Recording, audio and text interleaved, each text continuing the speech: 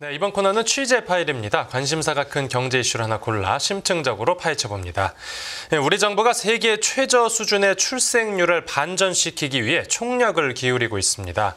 그런 가운데 이스라엘의 사례가 특히 주목받고 있는데요.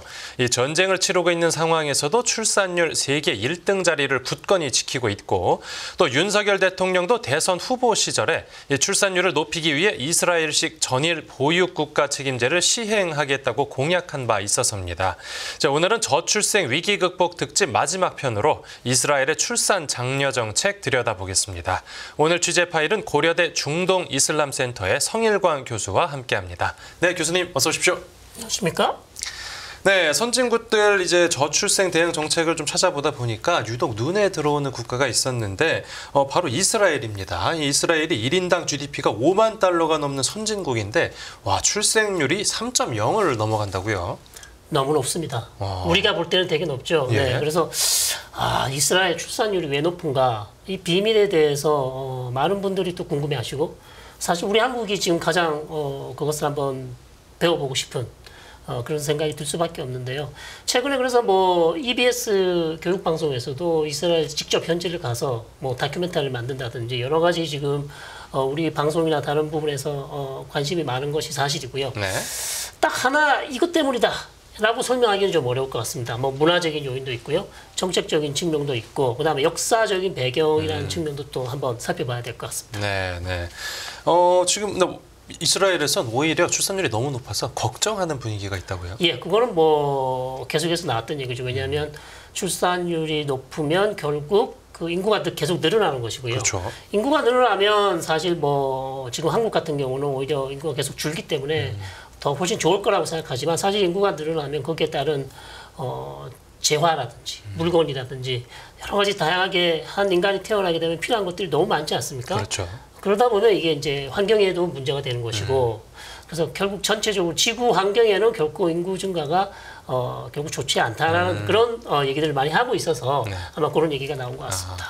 네, 그리고 이제 우리 정부가 얼마 전에 이제 저출산 반전 대책을 내놨는데 여기에서 가장 방점을 찍은 게 이제 일가정 양립이었습니다. 이렇게 네네. 내용을 살펴보면 출산 휴가나 육아휴직을 조금 더 자유롭게 쓸 수 있는 그쪽으로 대책을 마련하는 건데, 이 이스라엘에서는 조금 출산 휴가나 육아휴직 같은 거를 눈치 안 보고 좀 쓰는 분위기가 있는 겁니까? 네, 제가 거기 한 10년 이상 있어봤지만요, 느낌상은 정확하게 지적해 주신 것처럼 일단 이스라엘 정책적으로는 출산휴가를 길게는 1년에 80일 정도 유급휴가를 주는 것으로 그렇게 나와 있고요. 네.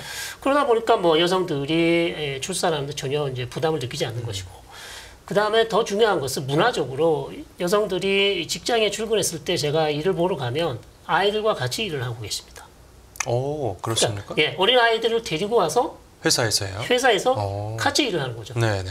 그러니까 사실 유치원을 빨리 갔다 오고 나서 아이를 회사에 데리고 출근할 수 있는 그런 작업 환경이 갖춰져 있고, 그것을 그 직장에서 그렇게 문제 삼지 않는다는 것이죠. 그래서 그게 오히려 더 훨씬 자연스러운 분위기로 그렇게 되어 있기 때문에, 그래서 문화적으로 아이들을 직장에 데려갈 수 있는 문화, 이게 오히려 훨씬 저는 중요한 것이 아닌가. 사실 우리 한국에서는 그런 문화를 좀 찾아보기가 어렵지 않습니까? 그렇죠. 예, 그래서 그런 부분들에 있어서 우리도 좀 한번 생각을 좀 해봐야 되지 않을까, 그렇게 생각이 됩니다. 네. 또 이제 혼외자 비율, 이것도 좀 영향을 줄 수 있는데요. 이스라엘은 좀 어떻습니까? 이스라엘은 일반 평균보다는 OECD 국가보다는 낮은 편입니다. 네, 혼외자 평균 낮은 편이고요. 예. 오히려 왜냐하면 자기 자식을 직접 본인이 낳는 것을 더 중요시하고 있고요. 또 그런 측면에 또 있지만, 또 한편으로는 이스라엘은 체외 수정이라든지 대리모 출산 같은 경우 전혀 문제가 없습니다. 합법화를 했기 때문에. 네. 그다음에 체외 수정에 대해서도 여성이 45세까지 아이를 2명 낳을 때까지 정부에서 전부 다 필요한 의료 비용을 다 정부에서 다 보조를 해준단 말이죠. 네네. 그러다 보니까 여성들이 본인이 어려울 때는 체외 수정을 한다든지 아니면 대리모 출산도 할 수 있는 그런 이제 정책적으로 적극적으로 지원을 하고 있다 이렇게 말씀드릴 수 있죠. 네, 이 정부에서도 가장 큰 문제로 꼽았던 게 노동 환경인데 이 노동 시장이 비슷하다라고 하니까 뭐 이스라엘하고 우리나라 출생률이 대체 어디에서 이렇게 뭐 거의 한 6배 가까이 어디서 차이가 나는 건가 이제 더 궁금해지는데 아까 처음에 이제 말씀해주신 부분 중에 그 이스라엘이 이제 유대국이니까 뭐 아무래도 그 종교나 역사 쪽에서 그 이유를 찾아볼 수 있는 겁니까? 네, 그렇습니다. 왜냐하면 2차 세계대전 중에 유대인들이 학살당한 인구가 거의 600만이거든요. 예. 예, 600만 인구가 학살을 당했고 지금 이스라엘 전체 인구가 뭐 1,000만 명 정도 이렇게 나오는데요. 실상 그 1,000만 명 중에서 유대인 인구는 한 600만에서 한 700만 정도 될 거예요. 600만. 나머지 인구는 팔레스타인 인구죠. 그러니까 이스라엘 내에 이스라엘 시민권을 가지고 있는 아랍 팔레스타인 사람들이 있습니다. 그래서 그 사람들은 유대인이 아닌 것이죠. 그래서 순수 유대인만 해도 겨우 아직 뭐 한 600에서 700. 그 다음에 미국에 있는 유대인들이 거의 한 600입니다. 또 600만. 네네. 그래서 전 세계적으로 인구가 그렇게 많지 않습니다. 그리고 성경에 또 생육하고 번성하라는 또 창세기 성경 구절 말씀도 있고, 그 다음에 2차 세계대전 중에 그렇게 많은 유대인이 죽다 보니까 지금 현대 유대인들도 계속해서 우리가 인구를 계속 증가시켜야 된다. 그런 어떤 심리적으로 어떤 그런 압박감을 받는 그런 경우도 있다고 저는 생각이 들고요. 네. 그래서 그런 역사적인 배경 때문에 아이를 놓는 것이 상당히 이 사람들에게는 어떻게 보면 공식적이진 않지만 비공식으로 어떤 의무처럼 그렇게 느끼지 않을까. 저는 그렇게 생각합니다. 예. 네, 그러니까 이스라엘 본토에서 자란 게 아니라 네. 다른 또 좀 다른 환경에서 자란 유대인들도 그래서 높은 출산율을 보이고 있는 거라는 거네요. 그렇죠. 문화적인 환경, 그다음 역사적 환경을 보시면 그렇죠. 미국에 있는 유대인들도 상당히 아이를 낳는 것에, 아기를 출산하는 것에 대해서 상당히 이제 긍정적이고, 네. 그다음에 또 다른 문화, 아이 출산을 하나님이 주신 어떤 신이 주신 복이다. 그러니까 복으로 보는 거죠. 가정에 주는 아주 화평을 이끌어낼 수 있는 하나의 복덩어리, 즉 복으로 보기 때문에 아이 출산은 대단히 이제 자연스러운 것이죠. 그 사람들이 봤을 때. 예. 네. 근데 또 특이한 건 이제 오히려 일부 다처제인 아랍 국가에서는 출산율이 급감하고 있는데 이건 왜 그렇습니까? 일부 다처제 아랍 국가요. 네네. 아랍 국가에서는 역시 이제 여러 가지 전쟁도 많이 있고, 그 다음에 주변 아랍 국가에서는 또 출산율 자체를 높이기 위해서는 또 경제적으로 인플레이션도 심하고, 경제가 아랍 국가에서는 또 우리보다 비용이 많이 들지 않습니까? 경제가 상당히 인플레이션이 높고, 그 다음에 아이들 교육 비용도 높고, 여러 가지 이제 다른 어떤 국가들보다는 아이를 키울 환경, 그 다음에 교육, 이런 부분에 있어서 아직 아랍 국가들이 그렇게 인프라나 교육 시설이나 이런 게 잘 돼 있지 않습니다, 사실. 그러다 보니까 출산율이 사실상 원래 아랍 사람들도 아이들을 놓는 게 상당히 아이를 많이 놓거든요. 근데 최근에는 이제 그런 경향이 아랍 사람들도 교육 수준도 높아지고 문화 수준도 높아지다 보니까 비용이 많이 든다는 측면에서 아마 아랍 국가에서도 여전히 출산이 최근에는 많이 낮아지지 않았을까 이렇게 볼 수 있겠습니다. 네, 그건 뭐 세계적인 추세대로 가고 있는 거네요. 비슷하게요.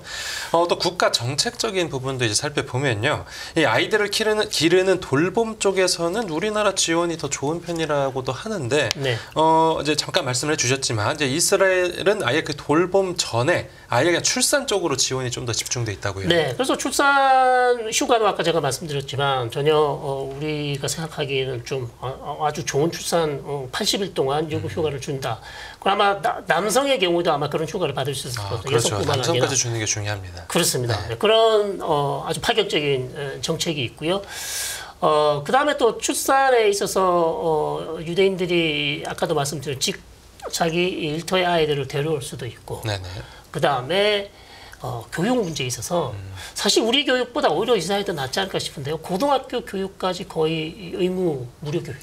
무상 교육을 하고 있군요. 예, 18세까지. 자, 그러면 사실 두 직장을 가진 맞벌이 부부라든지 아니면 젊은 부부들이 사실 뭐 교육에 대한 부담이 훨씬 줄지 않습니까? 물론 비용이 하나도 안 드는 것은 아니지만 그래도 학비를 낼 필요가 없는 것이고 나머지 비용들은 부모들이 비용을 대면 되니까요. 그래서 교육제도 고등학교까지 무상교육이라는 것도 상당히 제가 봤을 땐 큰 매력이지 않을까. 아이를 키우는데 상당히 큰 도움이 되지 않을까 그렇게 생각이 됩니다. 네, 그리고 그 휴가라는 것도 이제 좀 이 제도가 있어도 자유롭게 쓸 수 있어야 되는데 네. 눈치 안 보고 자유롭게 쓴 다음에 문제는 이제 복귀를 하는 게 또 문제지 네. 않습니까? 그래서 경력 단절 문제가 되는데 사실 이스라엘에서는 경력 단절 크게 문제가 되지 않는 걸로 저도 알고 있습니다. 여성들 같은 경우도 얼마든지 직장을 오래 있을 수 있고요. 네. 출산휴가 충분히 낼 수 있고 그다음에 출산 다 하고 나면 다시 직장으로 복귀하는데 큰 어려움이 없다.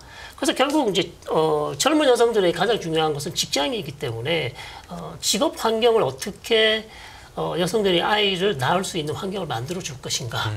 사실 한국은 너무 어렵지 않습니까? 그렇죠. 그게. 예, 아이 놓으면 회사에서 놀림받거나 아니면 괜히 본인이 미안해하는 네, 눈치를 그런, 보게 되죠. 그렇습니다. 네. 이런 분위기 자체가 사실 없어져야 되거든요. 이런 분위기가 없어져야 자유롭게 아이를 놓을 수 있고 그다음에 교육 부분에 있어서 국가가 좀 전폭적으로 아이들을 유치원에 보낼 수 있는 아예 그런 재정적인 부담을 덜어줄 수 있어야 사실상 출산율이 올라가는 것이지 그렇지 않고는 사실 어렵지 않을까 그렇게 생각합니다. 그렇죠.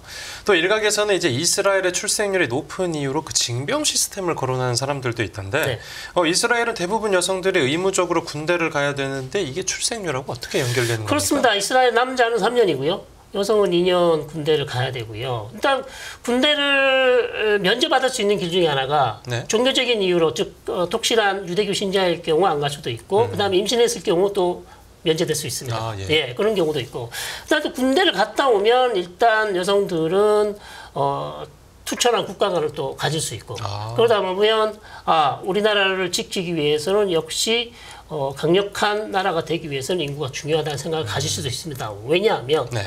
이스라엘 내에 팔레스타인 즉 요르단강 상황과 가자지구에 있는 팔레스타인 인구가 계속 늘어나고 있어요. 그러니까 인구 비율 자체가 거의 비슷합니다. 지금 5대 5예요. 그렇게 많이 들었습니까? 그렇습니다. 그리고 요르단강 서안지구와 가자지구 팔레스타인 인구는 계속 아랍 사람들 아까 말씀드렸지만 잘 사는 국가는 인구를 아이를 많이 놓지 않지만 네. 못 사는 국가는 오히려 아이들 더 많이 놓습니다.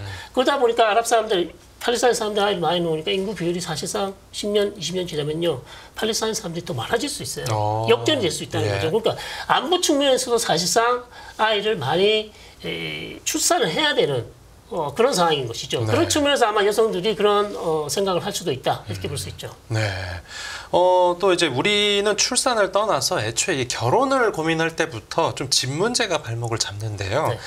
이스라엘에선 내 집 마련이 조금 더 상대적으로 수월하거나 아니면 뭐 정부의 주거 지원 정책이 상대적으로 잘 돼 있는 겁니까? 주거 지원 정책도 이스라엘은 젊은 사람들을 위해서 나름대로 많이 지원을 해주려고 합니다. 특히 이제 예를 들면 이스라엘은 해외에서 살던 유대인들이 이스라엘로 이주를 해올 수 있고 이민을 해올 수 있습니다. 네. 그러니까 이민을 받아주는 거죠. 그럼 새로운 이민자들에 대해서 주택 장려 정책을 많이 주고 있고요. 왜냐하면 그 사람들은 이스라엘에 살지 않던 사람들이 갑자기 외국에서 들어왔기 때문에 이 땅에서 이스라엘 땅에서 청차하기 위해서 너무 힘들지 않습니까? 그래서 주택을 좀 쉽게 구입할 수 있는 그런 정책도 주고, 그 다음에 젊은 아이들이 아이를 잘 놓을 수 있도록 또 주택에 대한 담보 대출이라든지 이런 것들을 상당히 파격적인 대우를 해줄 수 있는. 그렇다고 해서 이스라엘이 또 뭐 집값이 싸거나 뭐 집을 아주 쉽게 구할 수 이렇지는 않습니다. 이스라엘도 물가가 높기 때문에 사실 집값이 우리처럼 되게 비싼 그런 상황이라서 젊은 청년들이 집을 막 쉽게 살 수 있는 그런 상황은 아닙니다. 당연히 이제 렌트할 수 있는 그런 측면에서 정부 쪽에서 좀 정책을 많이 만드는 걸로 알고 있습니다. 네. 이 이스라엘 전 총리도 이제 한국의 출산율을 우려했다라고 전해지는데 이제 세계 출생률 1위 국가의 사례가 어떤 우리 정부의 정책 입안에 조금이나마 참고가 됐으면 합니다.